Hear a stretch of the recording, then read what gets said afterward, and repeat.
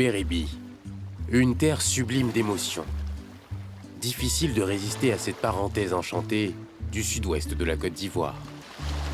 Ses plages de sable fin, la diversité de ses paysages vous préparent à l'émerveillement à venir. C'est de la terrasse de son hôtel que l'artiste ivoirienne José de la Tour contemple cette mer turquoise tranquille. Un spectacle qui l'a séduit au point d'accepter d'être l'ambassadrice de cette destination et de lui dédier une ode.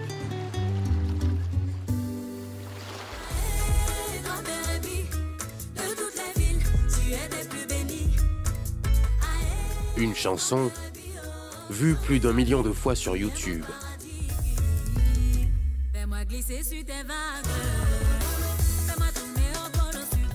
Accompagnée de son manager, elle a fait le déplacement depuis Abidjan pour profiter de la nouvelle attraction qu'offre la destination Béribi.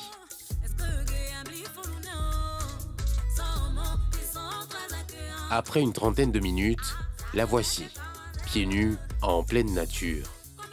Un moment que ne manque pas d'immortaliser le photographe qui l'accompagne.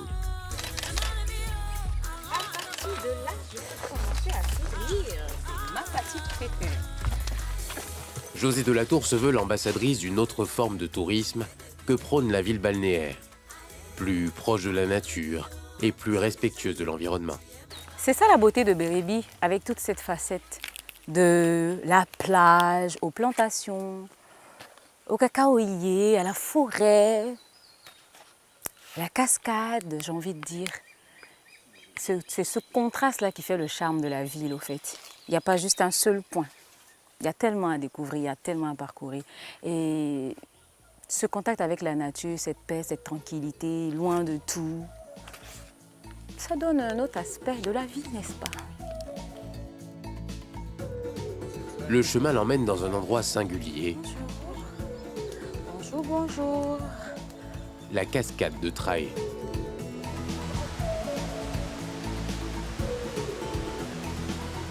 Dans ce décor façonné par l'eau, le bruit de la cascade rime avec dépaysement.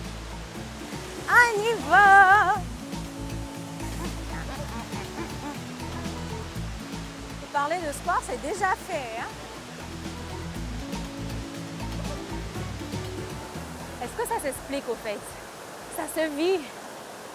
Loin de tous les embouteillages, des klaxons de voitures, de la pollution, de tous les stress. Ici, c'est la paix, c'est la tranquillité. Tu te mets là, tu cuisines, petite table, partage le déjeuner avec quelques potes, pourquoi pas, la famille, les enfants. Ben, on les surveille quand même, hein?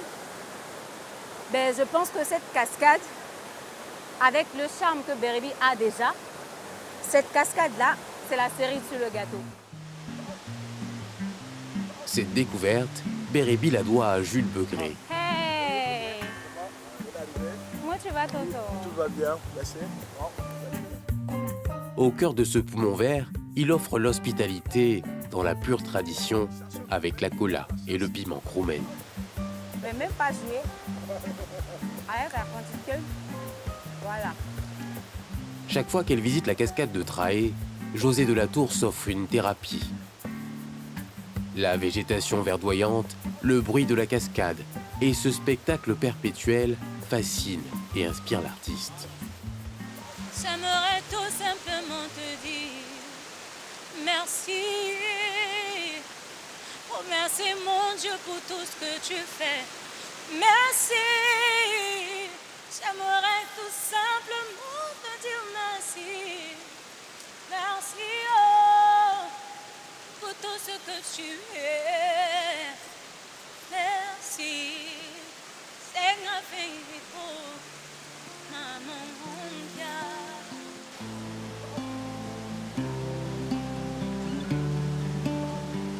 J'adore la nature. Sans savoir le pourquoi, ça a toujours été l'endroit où je me sens le plus apaisée. Et maintenant que j'ai un peu plus d'informations sur l'effet de la nature, je comprends pourquoi je me sens si bien en fait. Pour tout hypersensible, la nature, ça nous aide à extérioriser, à lâcher prise, à ne pas vouloir contrôler et se laisser aller tout simplement. Et on sait très bien que les arbres dégagent assez d'énergie qui apaise. Une excursion en pleine nature pour se vider la tête. L'idée séduit, mais connue il y a quelques mois, la cascade est de plus en plus fréquentée. Pendant la Cannes en Côte d'Ivoire, des visiteurs sont même venus de très loin pour la visiter. J'avais vu le reportage du monsieur et par rapport à la promotion des sites touristiques de la Côte d'Ivoire. Donc je voulais vivre la Cannes autrement, hormis le stade, parce que j'avais fait déjà le premier match du Burkina au stade d'Abouaké. Donc je voulais vivre ça autrement aujourd'hui. Un site touristique paisible et voir les cascades aussi. C'est carrément, ça change de l'ambiance du stade au fait. Au cœur de ce poumon vert, les touristes peuvent aussi profiter du robinet des rochers. La vague le plus. Un havre de fraîcheur qui vaut le déplacement. C'est une agréable surprise en fait, de trouver une cascade ici dans une région qui n'est pas vraiment montagneuse. Voilà. On voulait venir un peu se balader sur San Pedro pour la Cannes et tout, profiter d'un bon moment en famille. On a contacté un guide qui nous a suggéré cet endroit-là. C'est comme ça qu'on a découvert la cascade.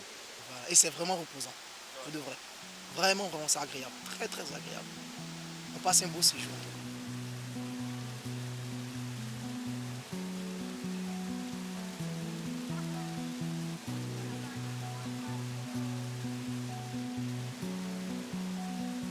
En altitude, le fleuve Néro se dévoile et offre une autre facette de Bérébi. Au fil de ses 80 km, il se jette dans l'océan Atlantique, laissant admirer son embouchure.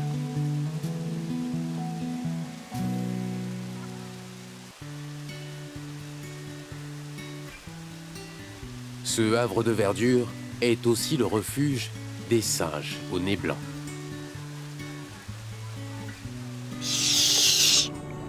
Papa, appelle-les pour qu'on puisse se retrouver dans le mangrove là, dans le point habituel.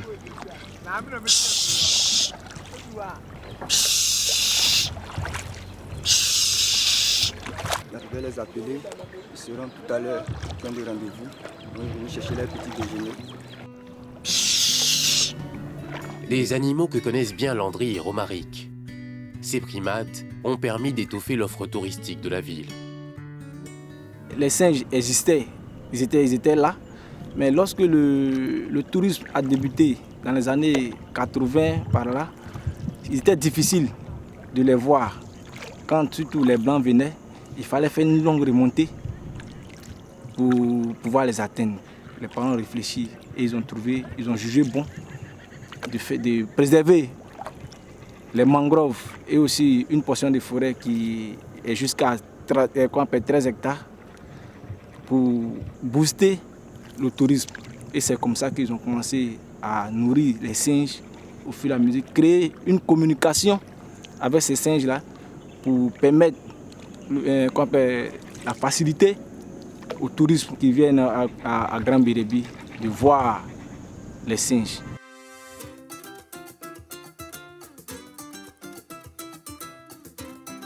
Une dizaine de minutes de navigation au cœur de cette végétation verdoyante et nous voici au pied de la mangrove. Dans les arbres, on patiente, le temps que le mâle dominant reconnaissable à la longueur de sa queue cède la place. Chez les nourrissons, c'est l'heure de la tétée. À leur aise, les plus grands viennent chercher les morceaux de banane jusque dans la pirogue. À marée basse, l'eau translucide de la mangrove laisse voir les tilapias. Les poissons récupèrent les restes des singes, un trésor naturel, indispensable à l'équilibre de l'écosystème. Il n'y a pas que les singes, mais ça sert aussi des lieux de reproduction des poissons et aussi que ça protège le fleuve même. Parce que vous voyez, sans ces mangroves-là, rien ne va être comme on le voit. Chaque année, vu l'avancée de la mer, sans les mangroves, ici là, ne peut pas être comme actuellement. Donc les mangroves servent à l'équilibre, effectivement, à l'équilibre de l'écosystème.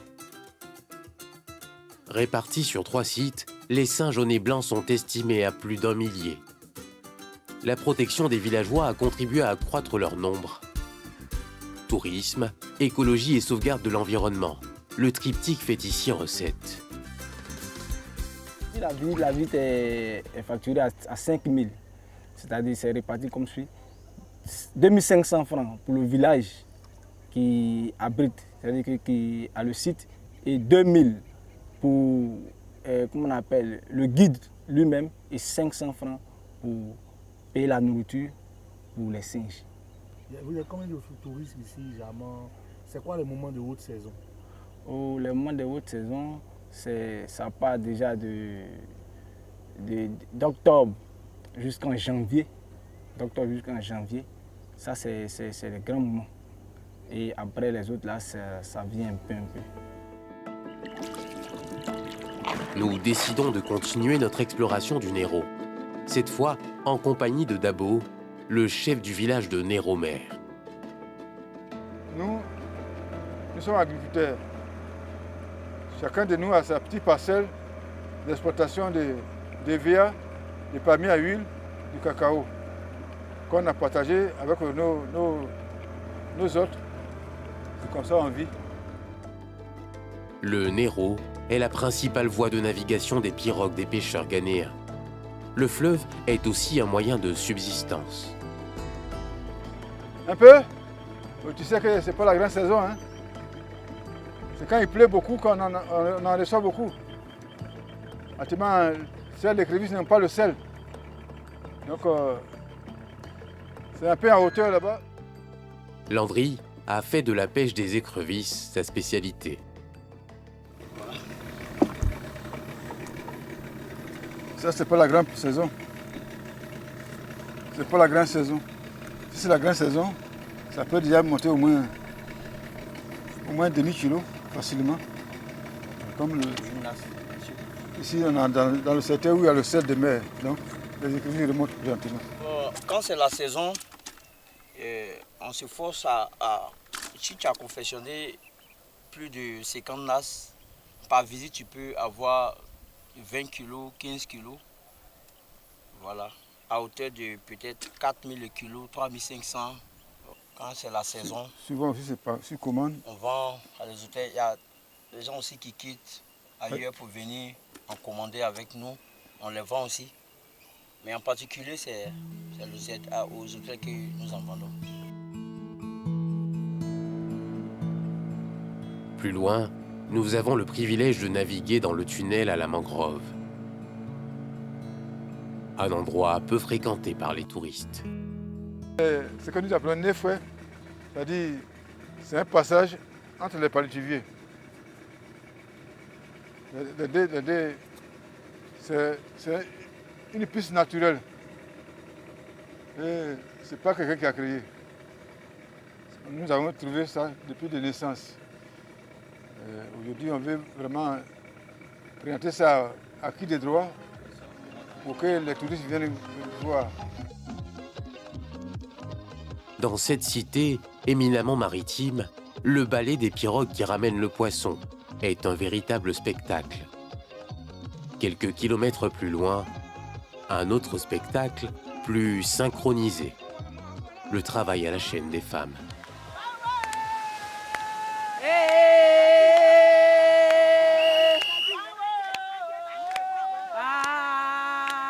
La mer nourricière n'offre pas que du poisson à la cité balnéaire. Depuis peu, la production de sel marin est l'activité des femmes de Néromer. Quand on avait commencé, on vendait le poisson, de la graine, tout ça là. Et puis après, on a vu que la mer est là. Il y a un monsieur qui s'appelle Gomez, qui était venu nous former. Il avait envoyé un jeune qui a fait 1 mois avec nous. Maintenant, ce jeune, il nous a appris. En ce moment, nous, on était à Bérébi. on quittait du village pour aller à Bérébi. Maintenant, quand on a fait 2 ans là-bas, après, Madame Bion, quand elle a vu, elle dit, elle va venir nous aider. À partir de Néromé, il y a d'autres villages derrière nous. Les villages qui sont au bordure de la mer. C'est ce qui fait qu'on a eu encore le projet. De janvier à avril, elle puise à la force des bras plusieurs milliers de litres d'eau de mer qu'elle transporte jusqu'à ses bâches. Selon un procédé simple et ancien, le sel sera extrait quelques jours plus tard. Ici, si on a mis les 3 barriques dedans, on remplit tous les bâches, on laisse ça pendant 5 jours, 4 jours. Le soleil frappe. De la manière ça est là, ça va être sec. Et puis ce qui va rester dedans, c'est ce qu'on appelle le saumure. Quand on finit de filtrer, on lave les bâches là. De toute façon, il y a le sable là. Tout ça là, on va nettoyer, il y a des chiffons, on nettoie. Et puis, au village de 8 heures, on verse l'eau là. De 8 heures à 14 heures, le sel sort. Ce jour, ces femmes reçoivent la visite de Armand Conan, le maire de Bérébi.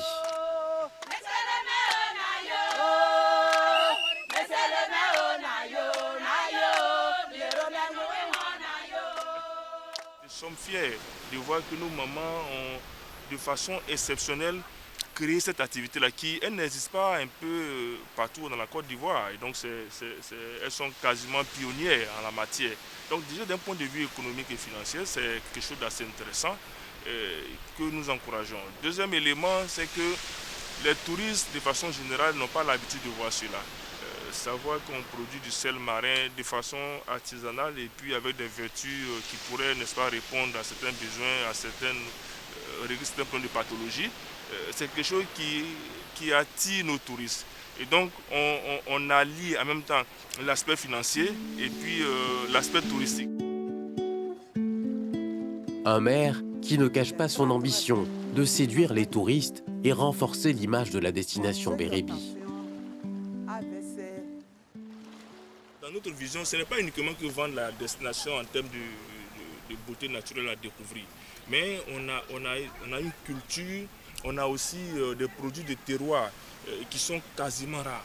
Et donc c'est ça que en tant que maire, je voudrais ajouter déjà au potentiel naturel que nous avons. Donc quand le touriste arrive à Grand Bérébi, au-delà même de se reposer, au-delà de visiter les plats, au-delà d'être dans les hôtels, au-delà d'être, je veux dire, à l'aise, il est occupé à travers ce que nos mamans présentent, nos villages présentent, les produits que nous avons. En tout cas, le touriste doit repartir avec l'esprit bombardé positivement. C'est ça la vision.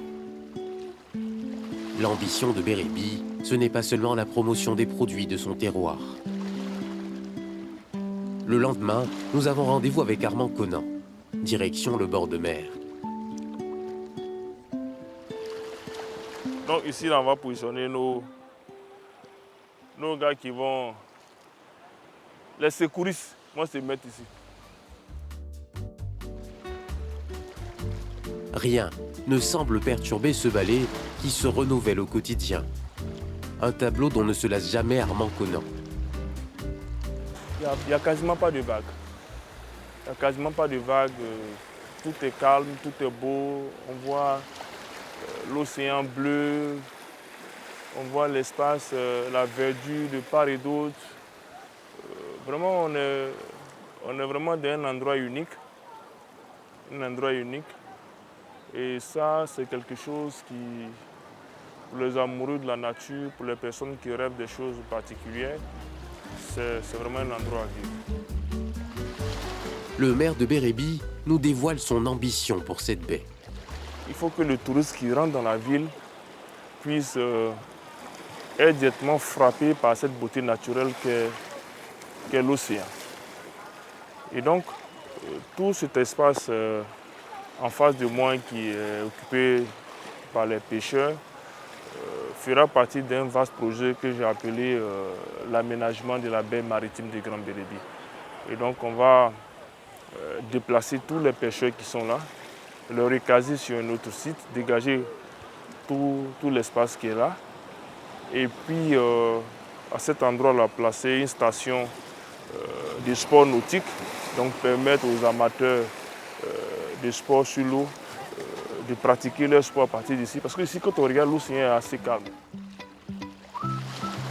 Le premier magistrat de la ville veut tirer le maximum de ce potentiel en apportant toutes les commodités d'un véritable hub touristique.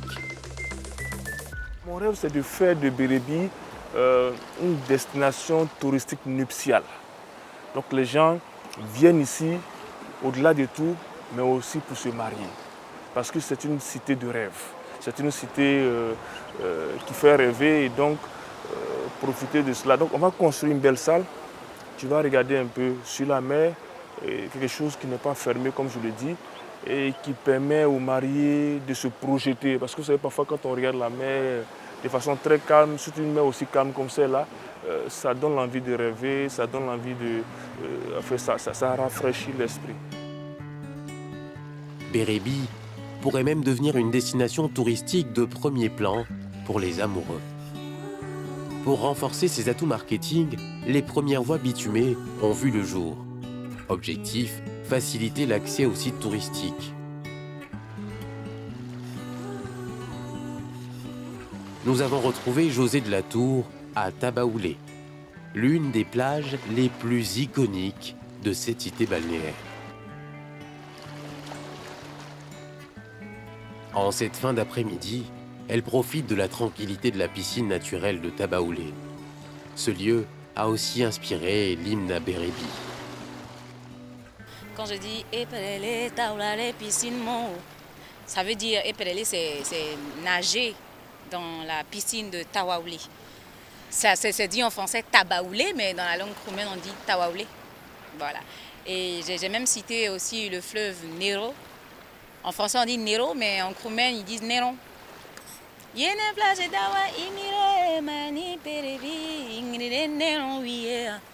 De Mani Bérébi, tu peux tomber sur le fleuve Nero, qui est Néron, simplement. Donc ça fait partie des éléments, des sites cités dans la chanson Grand Bérébi. Par contre, à l'enregistrement de la chanson Grand Bérébi, j'avais pas la connaissance de la cascade de Traé. C'est après avoir fait la chanson, après avoir été plusieurs fois à Bérébi, que j'ai découvert par la suite la cascade. 2 ans après la sortie de son œuvre, José de la Tour vit pleinement son rôle d'ambassadrice.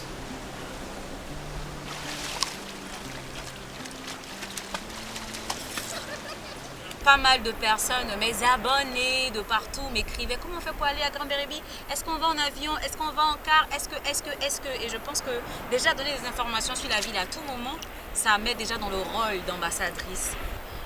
Partout dans la ville, le peuple, les habitants, les crewmen, notre ambassadrice, je vois que tout le monde a mes petits soins et ça fait plaisir, ça réchauffe le cœur. C'est vraiment dans le cœur des gens que cette chanson l'a fait. Il y a plein de personnes qui me disent, José, quand j'écoute Grand Bérébi, j'arrive pas à enlever le replay. Donc je pense que de façon particulière, je sais pas comment les gens le vivent individuellement, mais individuellement, cette chanson a un impact. Mais celui qui mesure le mieux l'impact de cette collaboration avec l'artiste, c'est le maire de Bérébi. Notre ambassadrice.